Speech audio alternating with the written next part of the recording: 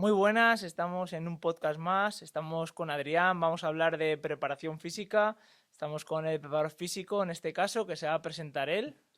Muy buenas a todos. Soy Adrián, preparador físico del equipo nacional de bádminton, que trabajamos aquí en el CAR de Madrid. Y también me encuentro trabajando en una unidad que está creada por el CSD para el control de rendimiento de cualquier deportista de alto rendimiento. Así que vamos a hablar de preparación física, pero en este caso profesional, rendimiento, el máximo, no es donde Mm. están los deportistas en este caso de alto rendimiento, en el CAR. Cuéntanos qué es para ti la preparación física y cómo llegaste al mundo en este caso del entrenamiento. Vale. En primer lugar, para mí la preparación física me parece algo fundamental en cualquier deporte, ya sea un deporte de alto rendimiento o un deporte que tú quieras más amateur. Porque todo el mundo necesita tener como unas cualidades físicas mínimas y básicas para poder incluso no lesionarse e intentar rendir de la mejor manera posible. Y a la segunda pregunta que me habías dicho, de cómo llegué yo a la preparación física, al final, yo siempre desde que he hecho la carrera, mi objetivo ha sido el hecho de trabajar en el rendimiento. Para mí es lo que más me gustaba, el rendimiento, y poco a poco empecé en fútbol, equipos de fútbol, Rayo Vallecano, Fuenlabrada, Pozuelo, y ahí he ido creciendo hasta que he llegado el año pasado a entrar en el equipo nacional de bádminton. Has pasado del fútbol y actualmente te dedicas al mundo del bádminton. Mm. ¿Por qué bádminton? ¿Cómo llegas al bádminton? ¿Qué relación tienes? Al final es un poco, me llamaron para ver si me quería participar en este proyecto. Sí que me lo pensé mucho porque es un deporte que al final no domino como el fútbol, pero bueno, al final a base de analizar mucho los partidos, los entrenamientos, irme allí a ver a los deportistas entrenar, qué tipos de movimientos hacen, cómo se desplazan, cuánto dura por ejemplo, un punto, cuánto dura un torneo, cuántos partidos pueden jugar. Pues al final sí que me decanté por ello porque era un reto, pero sí que es un trabajo muy, muy exigente por el hecho de que tienes que visualizar mucho y a intentar aprender mucho del deporte en poco tiempo. Por el hecho de que al final el rendimiento no tienes pruebas. Tienes que seguir trabajando y en el momento que entras allí es al 100%, no puedes tener altibajos. Al final la preparación física, ya sea en rendimiento de un deporte o las propias patologías, que es un poco más mi campo, es analizar en este caso el sujeto, de dónde partimos, qué, en tu caso, qué movimientos queremos mejorar, qué planos, qué ejes, qué todo, y hacer una programación para mejorar en este caso ese rendimiento. En la patología sería mejorar marcadores más a lo mejor de salud, pero en vuestro caso pues son marcadores más, en este caso físicos, fisiológicos y demás. Eso es. Nosotros al final lo que hacemos es planificar macrociclos en base a las competiciones principales y a partir de ahí lo que buscamos luego es, aunque tengan competiciones intermedias, sí que lo que buscamos es que en esa competición, por ejemplo, la que viene ahora, que es el europeo, esté en el mayor pico de forma. Para ello tenemos que entre comillas, desechar algunas competiciones que creemos que sí que son importantes, pero nuestro objetivo final es el europeo. Entonces, bueno, al final es un poco intentar cuadrar eso que has dicho tú, de analizar movimientos, ejes, planos, para poder entrenar también ejercicios básicos, no solo lo que el deporte demanda, sino también cosas que el rendimiento en sí, cualquier tipo de deporte, necesita. Como dato curioso, has hablado de competiciones y desechar algún tipo de competición. Es verdad lo que dicen de que hay atletas que en competiciones hacen un poco de fantasmas, es decir, que no aparecen en ciertas competiciones para dar la sorpresa a lo mejor en un nacional o en un europeo. ¿Eso existe o cuando llegas al europeo ya te ves venir los atletas que van a estar? A ver, no creo que se desechen, pero sí que tú tienes en una preparación que puede ser de 3 meses, depende del deporte. Luego, por ejemplo, fútbol no es así, es microciclo semana a semana, pero Hmm. deportes como el nuestro, que se planifica más a largo plazo, como puede ser atletismo, tú tienes competiciones intermedias que te sirven de preparatorias. Al final, tú no puedes ir a todas al 100% ni buscar tu pico de forma en todas. Las otras son como parte de tu entrenamiento. Las tienes que meter como parte de tu entrenamiento, aunque buscas también objetivos, pero el objetivo principal es la que tú te marcas como europeo y al final quien va al europeo, tú sabes, si va el número 1 del mundo, sabes que tiene peligro. Pero si va el número 500, sabes que tiene menos peligro. Entonces, un poco sí que Si tu atleta como objetivo tiene esta temporada ganar el europeo, ¿el nacional va a ir a ganarlo o no va a ir directamente? puede que vaya. Y Pero puede no ir. si depende de la planificación, depende si está metido en la planificación o no. Por ejemplo, en este caso, el europeo es antes de. No pasa, pero el europeo es antes del nacional. Muchas veces, al final, nuestros deportistas es el equipo nacional, entonces tendría que estar siempre, cuando vaya al Campeonato Nacional de España, que mínimo que estar en cuartos, semis, incluso ganar el torneo. Entonces, bueno, al final depende, todo depende de cómo se planifique, depende cuántas semanas queden para el torneo principal. Al final es mucha planificación. Que al final cada preparador físico y todo el staff que hay al lado, tiene que priorizar unas cosas u otras. Sí, al final tienes que elegir, pero también sí puede pasar, ¿no? Que alguien no vaya al europeo Sí, porque sí. vaya al campeonato del mundo y que el que gane el europeo no gane el campeonato. No. Puede pasar perfectamente, o que vaya menos porque esa semana es una semana de carga a la que le toca una competición que no es el objetivo principal, entonces no va a estar en la mejor. Sí, en el pico de forma Eso que es, necesita. eso es. Vamos a hablar un poco de cosas muy positivas de dedicarte al mundo de la preparación física de alto rendimiento y cosas negativas o que a lo mejor se romantizan pero que no es tan bonito, ¿no? Vamos a poner un poco Vale. pros y contras de este sector. Pros, vamos a empezar por, Pros. por lo bonito, por lo bueno. Conocer a gente que al final llega el momento que yo no viajo mucho, pero mis compañeros viajan más.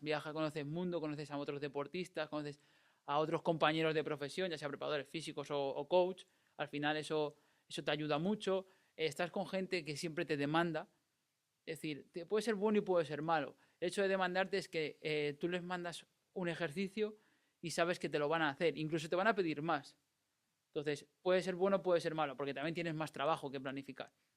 Entonces, eso, por ejemplo, yo que me dedico al entrenamiento personal, eso no pasa. Al final, o deportes amateur, muchas veces intentan escaquear más de lo que tú les programas. Entonces, en este sentido, esas cosas son muy positivas. El hecho de que puedes contar con mucha herramienta, puedes contar con un staff al completo, que tengas fisios, psicólogos, asistente del coach, el head coach, tienes mucho más staff y más, sí, mucho más staff que puede ser en otros sitios.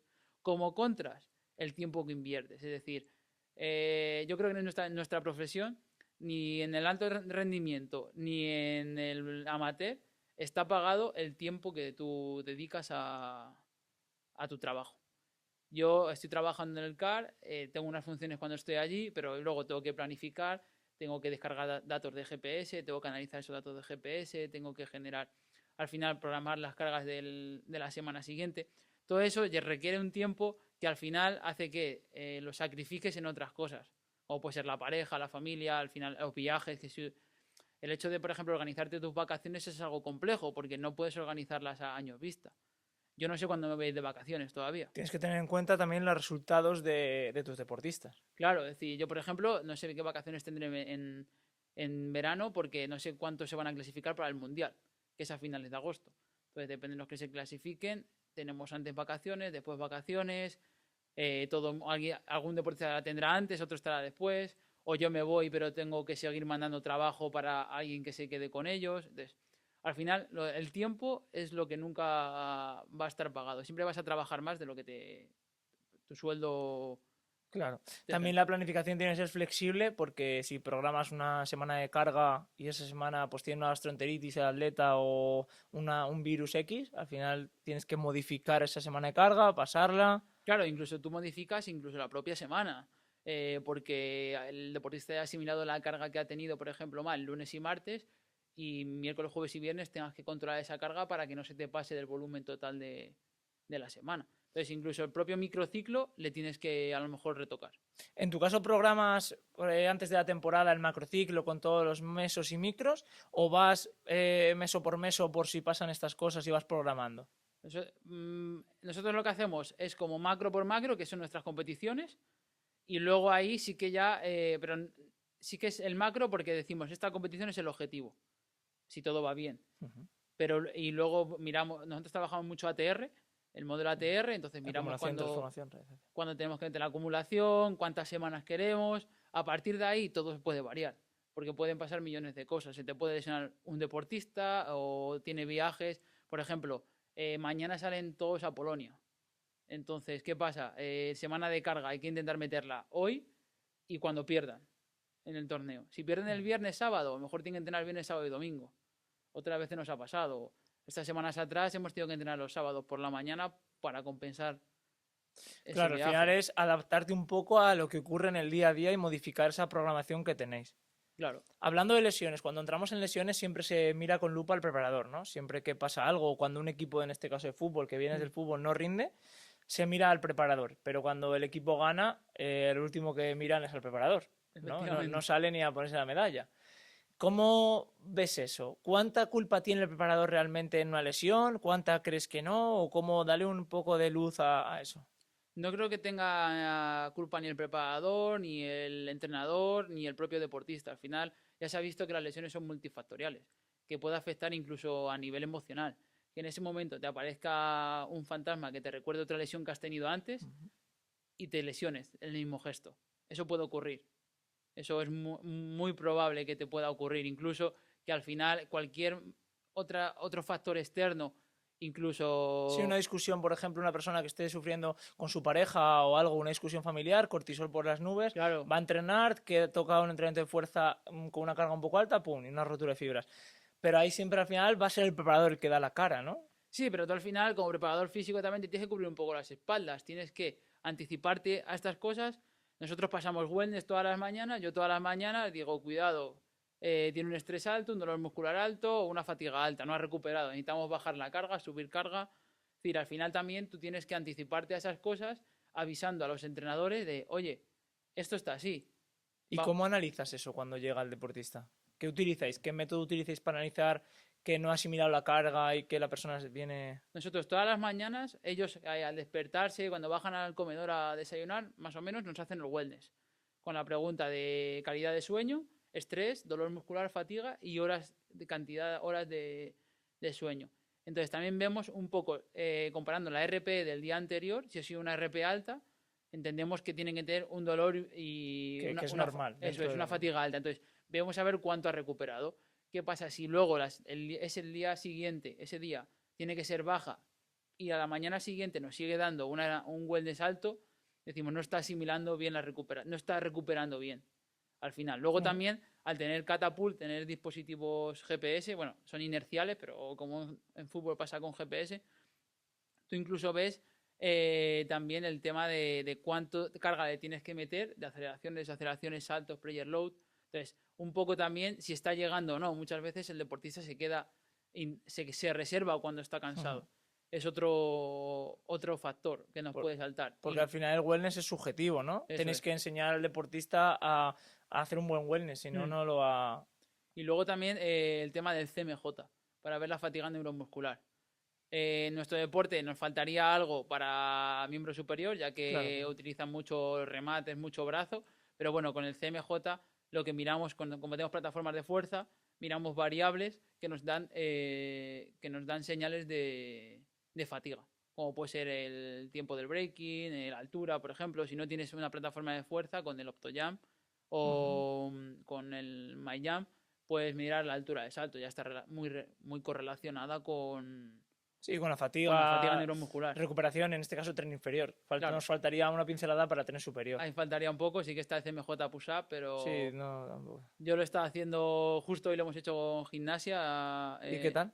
No vemos, ya lo hemos hecho otras veces y el coeficiente de variación es muy alto, no es similar. Y el impacto es alto también, ¿no? ¿En la Quizá. articulación?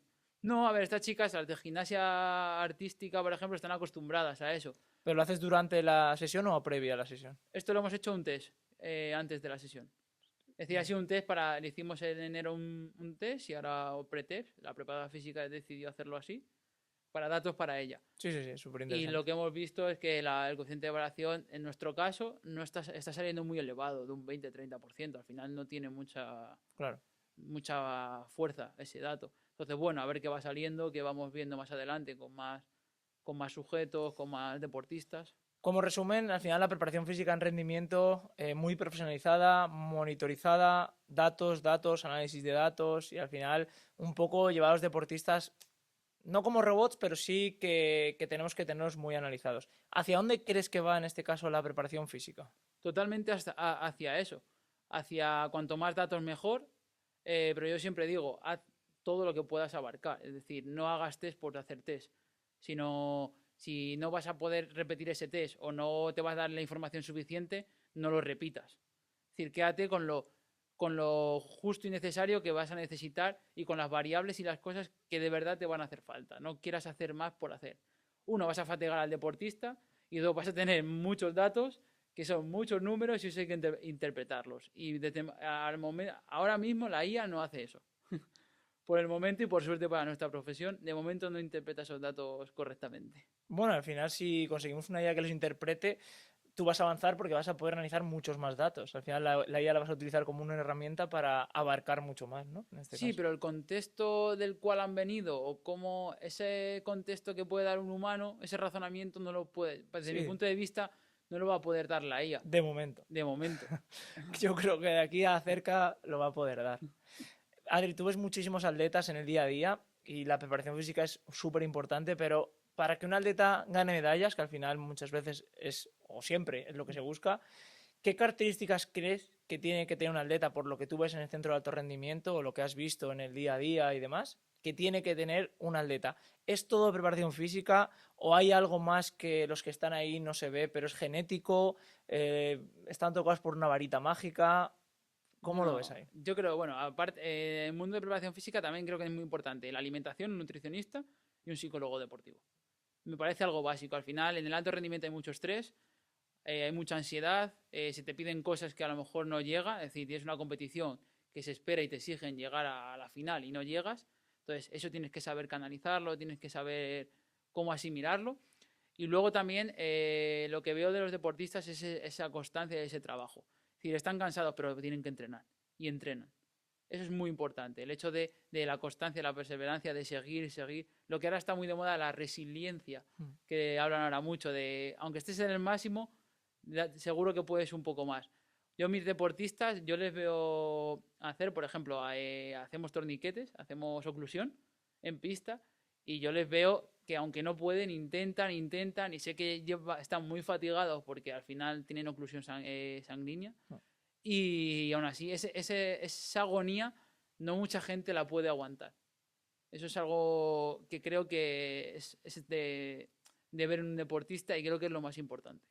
El entrenamiento en oclusión, en este caso, sería privar al músculo de ese oxígeno que necesita. ¿Por qué lo utilizáis realmente en badminton? ¿Para generar una fatiga extra? Sí, bueno, es parcialmente, no hacemos una oclusión completa. Al final cortamos en 40, 50, 60, depende de la programación, pero nunca haces un 100% de la oclusión máxima. Vale, lo utilizamos, se puede utilizar, también lo utilizamos de dos formas. Una, para hacer mayor hipertrofia con menor carga. Ujú. Entonces al final lo que generamos es menor estrés. Bueno, menor estrés Menor, no, menor tensión menor mecánica. tensión, eso es. Y luego, por otra parte, lo metemos en pista. En pista, con multivolantes, con desplazamientos.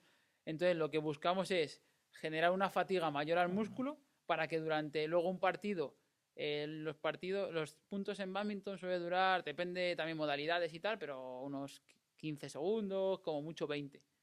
Vale, pues para que el deportista sea capaz de recuperar lo más rápido posible. Entonces, lo que también nos dicen los deportistas es, siento que no me canso las piernas cuando están en un torneo.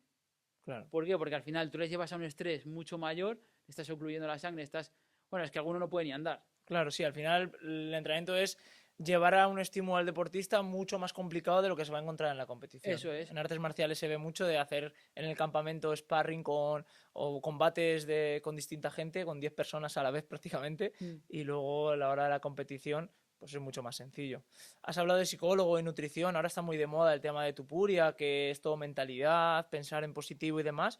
¿Eso crees tú que todos los deportistas lo llevan a cabo? ¿Es un poco vende motos o es real visualizar? ¿Confiáis un poco en eso dentro del centro de alto Yo rendimiento? creo que sí, allí además hay una unidad de psicología, nosotros en el equipo nacional tenemos la psicóloga deportiva, prácticamente yo creo que te exagero, a lo mejor si el 80-90% tendrán ya psicólogo deportivo. Yo creo que es súper importante el hecho de poder, lo que te he dicho, el canalizar todo lo que te genera el alto rendimiento. Es decir, al final tú tienes un estrés que viene de fuera. Puede ser familia, amigos, pareja, universidad. Todos mis deportistas estudian en carrera o TAFAD o están estudiando. Tú te genera una ansiedad cuando tienes exámenes. Entonces, esas cosas, esos estrés, los viajes, de ahora me exigen ir a esta competición, tengo que ganar. Eso, si no lo canalizas bien, yo creo que dejas el alto rendimiento. Al final es mucho estrés. Es súper importante siempre hemos sabido que la psicología es súper importante, pero ahora, gracias a toda la promoción que se le da en redes y demás, cada vez se ve que es de mayor importancia, ¿no? Para finalizar, un consejo que puedas dar a los chicos que están estudiando ahora mismo grados deportivos, TAFAD, TESEAS, en este caso TESAF, ¿qué consejo le das? Tienes un chico en prácticas ahora que Sí, de aquí de... está alucinando viendo el alto rendimiento. ¿Qué consejo darías a los chicos que quieren dedicarse al mundo del alto rendimiento y siempre te dicen que es muy difícil llegar, que es prácticamente imposible? Un consejo que te van a escuchar, ¿qué pasos pueden seguir? Lo primero es ser perseverante, es decir, intentar poco a poco, como una hormiga, ir creciendo y luego que no tengan miedo a nada, es decir, también que si tienen que ir a algún sitio, el no ya lo tienen. Entonces, que digan que vayan a hacer las cosas. Luego también muy importante, me parece lo más importante, el seguir formándote. Esto es una profesión que cada día salen cosas nuevas. Cada semana salen papers en los que te modifican una cosa que hace una semana te ha dicho otro.